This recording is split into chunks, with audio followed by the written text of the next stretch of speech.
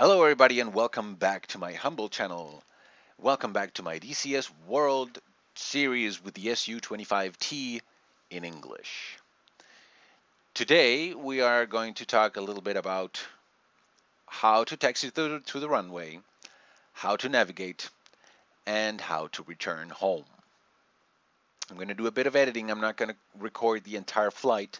If you saw my previous video, you know what the flight plan is. If you didn't watch it, go ahead and go watch it. It'll, you know, it'll it'll clear you of your ignorance. No, but it'll shed some light on the thing. So we left off last time in the cockpit. We were ready to go. We are turned on and everything.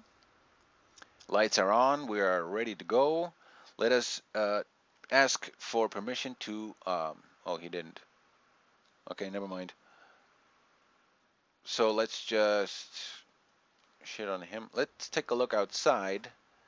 We have to take a left. We have to take a left. And we have to take a left, and then we'd be on runway 8, and then we can take off into the sunlight.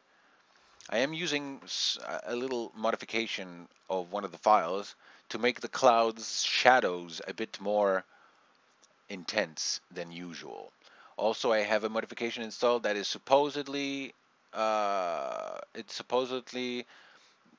there for making my view distance even greater than the standard view distance the game has, but never mind that.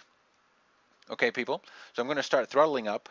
To start moving, you're not going to need, of course, full throttle here. I'm going to show you. I'm just going to accelerate a bit, not even 5,000 RPM, and our airplane should start moving. Maybe this was a bit slow, so let's go up to 6,000, and there we go.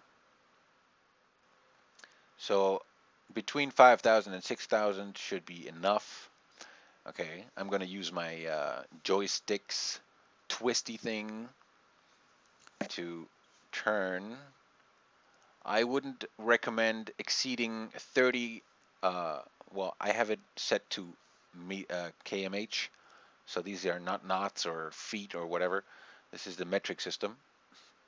So it says 10 up here. This is my velocity, and the little arrow below it indicates if I'm speeding up, if I'm keeping my speed, or if I'm losing speed, basically. Here comes another turn. I would suggest never to exceed 30 to 40 kilometers per hour here on the runway, as it might make you strike your wing on the ground. You might damage your airplane, and you don't want to do that. So here is, of course, our compass. This is our speed, as I said. This is going to be our height in our radar height, not our barometric height. This is going to be our inclination in degrees, our nose. And yes, we are not at 0 degrees, as this airplane does not sit at 0 degrees. It sits at slightly 4, a little bit. And so we are getting to the runway. To brake, if you need to use your brakes, you press W for wheel brakes, and it'll stop stopping. It'll start stopping, and I'm just gonna stop here. Right. So I was done with the. This is our velocity. This is our 360-degree compass. We're still moving. This is our radar altimeter. This is our inclination in degrees. This is our velocity, our vertical velocity. Okay, so if this says 10, we're going up 10 meters per second. Okay, then what else we got? Oh, I'm gonna throttle down. That's why I'm still moving. Then we got here a representation of our airplane. Here, 2 wings and the tail wing behind us, with little lines here indicating the inclination. If we turn, if our wing turns down here, we're at 60 degrees, 60 degrees, 30, 15, 10, 5, and 0 degrees. These little lines represent that. So again, 0 degrees, 5, 10, 15, 30, and 60. That is correct. So we're at the runway. We're almost ready for takeoff. I'm going to press the 1 key on my keyboard. Cling, and you can see something changed. This is the navigation computer, and now here it says en route, so it shows the navigational computer is on. This shows the distance to my next waypoint, which is basically in the middle of the runway. That is the first takeoff waypoint. This is the number of the waypoint I am currently heading to, which is number 1, and it'll change while I'm taking off. You can observe that. Now this is the velocity that that we set the autopilot basically. Remember, I set a velocity and a height. Well, it's still on the first waypoint, but as soon as we reach waypoint 1 and we start steering to waypoint 2, this will change to 500 or not, and this will change to 1,000 because we set our height, our autopilot height, we set it to 1,000. But with that said, we are ready to taxi onto the runway. I'm going to accelerate a little bit. Oh yeah, and we got this little nav ball right here, and this nav ball shows us, if it is centered in the middle, shows us that we are flying dead center to the next waypoint. I'm just going to roll. Unable to clear for takeoff. Watch. He's going to clear me for takeoff, and there you go.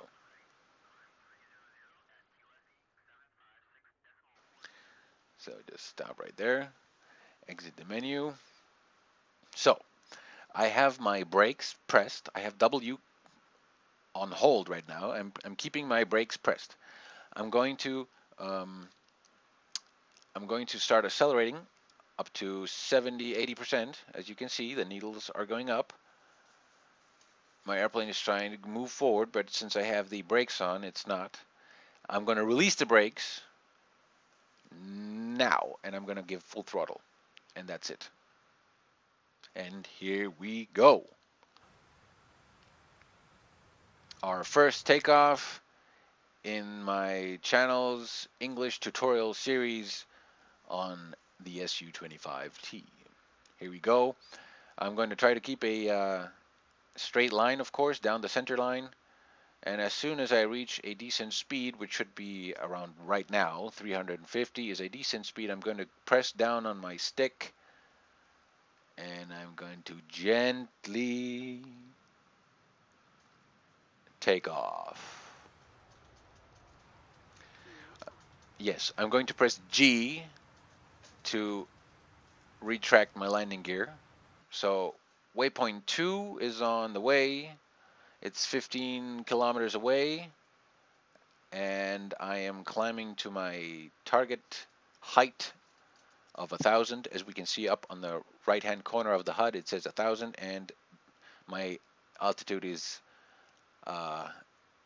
going up really high. So I'm going to start leveling out.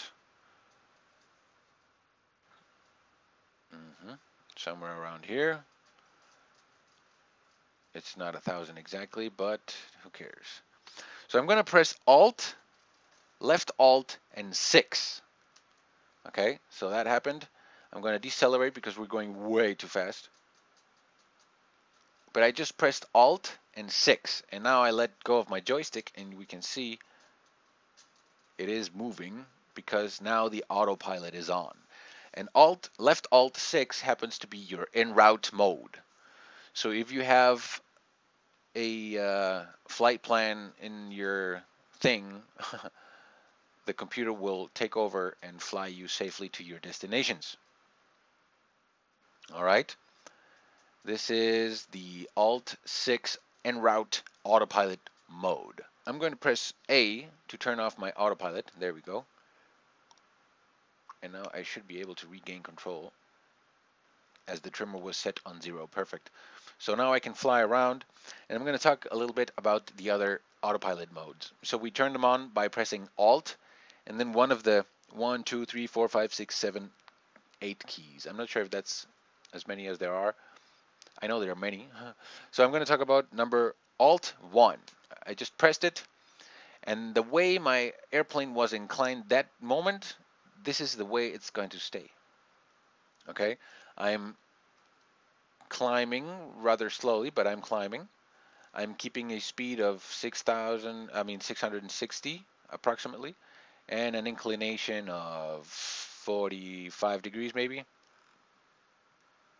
And there we go. We are turning eternally in a circle. And that is the Alt 1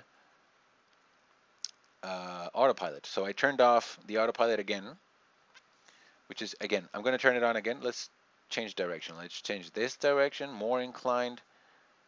And as soon as we got a climb rate, Alt 1. There we go.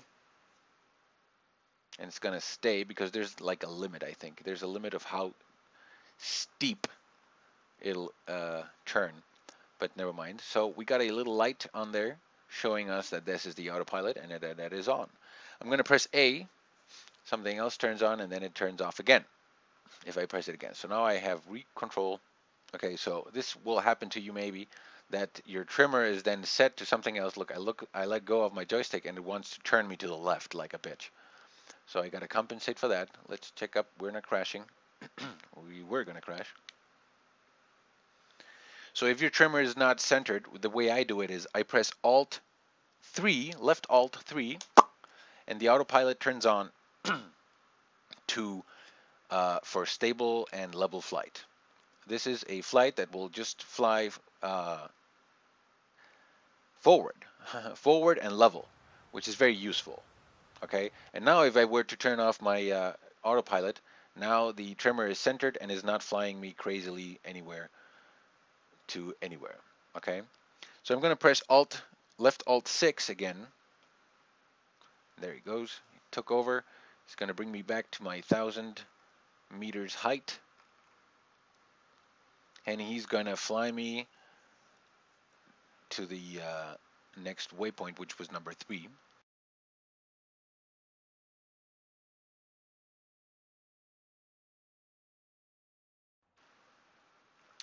So here we are coming in for a landing. I'm a bit high in terms of altitude, so I'm going to start to descend, and I can see the runway perfectly aligned back there, almost perfectly aligned. I'm way too fast.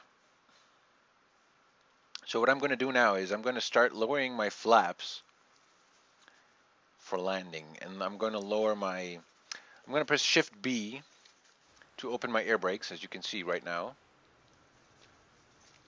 because I'm quite fast right now, and I press B again to retract them, but I'm way too fast, so I want to get down to like 500, and I'm going at 640, which is too much. I'm going to press F once to let down the first stage of my flaps, which you can see are lowered right now.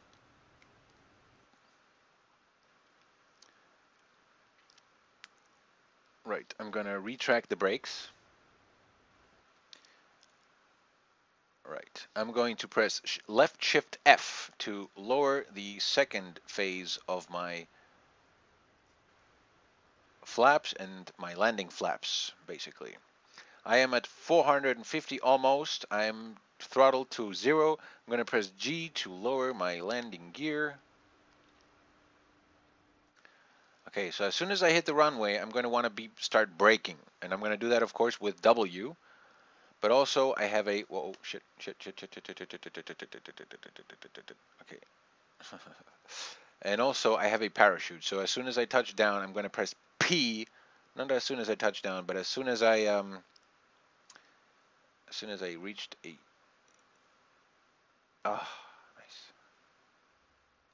So press W, start decelerating, and as soon as I reach approximately 200 speed, I press P to release my parachute. You know what? I'm going to do it right now. There we go. There we can see the parachutes opened up.